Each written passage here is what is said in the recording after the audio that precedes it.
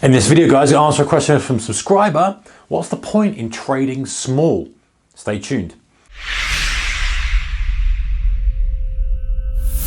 Hey guys, well, welcome to you. So this one is for you in the comments section. Stick in the comments section and let me know your thoughts on this. What is the point in trading small? So question from a subscriber, pretty valid question, right? What's the point in trading small? We're all here to make decent money in trading. So why should I trade small? Why should I not just put a few more chips on and look to make money? I need to make X amount of money. I can't remember what the number was. I need to make X amount of money. So why am I going to bother trading small? It's either going to work for me or it's not. And initially I was like, well, this guy just doesn't get it. But then actually thinking about it, I thought, okay, well, it's a pretty valid question, right? It's like, if you're going to do something, why would you want to do it and not make the money that you need out of it? And this is a kind of interesting point from beginners. You come in, and I remember when I really first started trading, you make a couple of good trades and you just think, wow, this is great. You start getting out of Aston Martin brochures, you start doing this, you start thinking, hey, if I can do this every day, I am sorted. And then reality sets in, you start to lose some trade, you start to lose some money, you make a bit of money, you think it requires a little bit of study, a little skill, and it goes on. And I think I've done a video on the cycle of a trader, so we won't need to go into that. So going back to the question, what's the point in trading small? It's a valid question, because why would you want to trade something small and put all that time and effort in? The reason you want to trade small, and maybe if you're already on the quick fingers, you've written this in the comment section below, is you need to preserve your capital. If you are just starting out, there is no point in going and risking all the hard-earned capital that you've got on trading when you aren't ready to do so. Now, that might be, well, I'm ready, I can do it. Let me tell you this, guys, and you will know as well, you're probably nodding at this screen if you're watching this.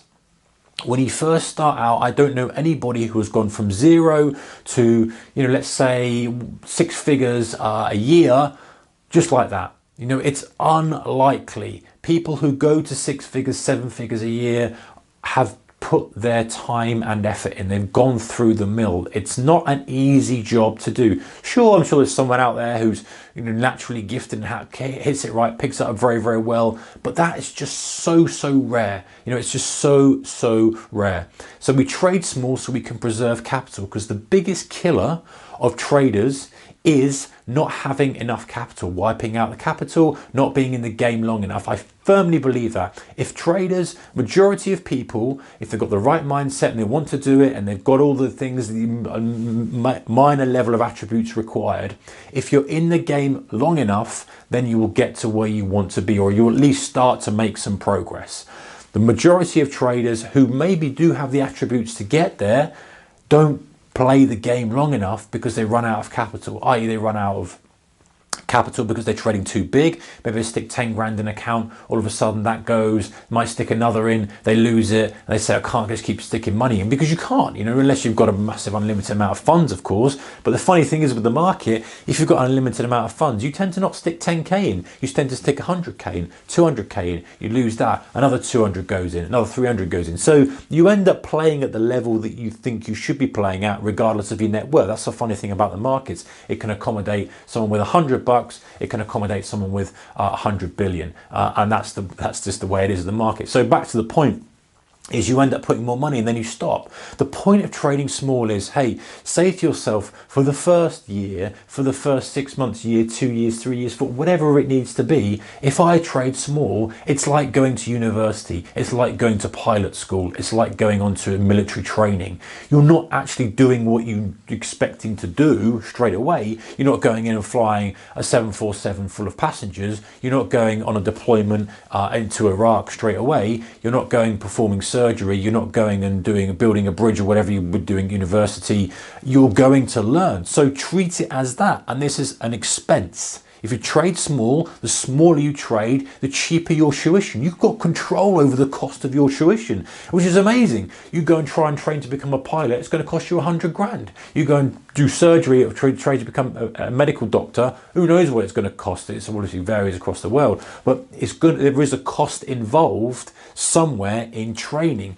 The good thing about trading is you can control that cost. You can say, you know what, I'm going to trade small because I know I'm going to lose money. And if you go in with your eyes open and say, hey, I'm going to lose money initially. If I make a little bit, that's great. If I don't, it doesn't matter. The objective is learning. So you're trading small to get the cheapest tuition you can. When you're at a level, a competence level that you think, hey, you know what? These strategies are working for me now. I feel like I've got a bit of traction here. I'm starting to make a bit of money. That's when you go into the next mode, and that's starting to increase your position size to put into practice almost what you've learned with the small size. And there's a whole set of challenges that come into that, which we won't go into in terms of increasing position size. But just like you would do with any skill you've learned, once you've learned it, you go, okay, well, now I'm going to kind of build up a little bit more. I'm going to fly the 747 empty. I'm going to just run on some shorter legs. You don't build up and go on some long distance, long haul stuff straight away.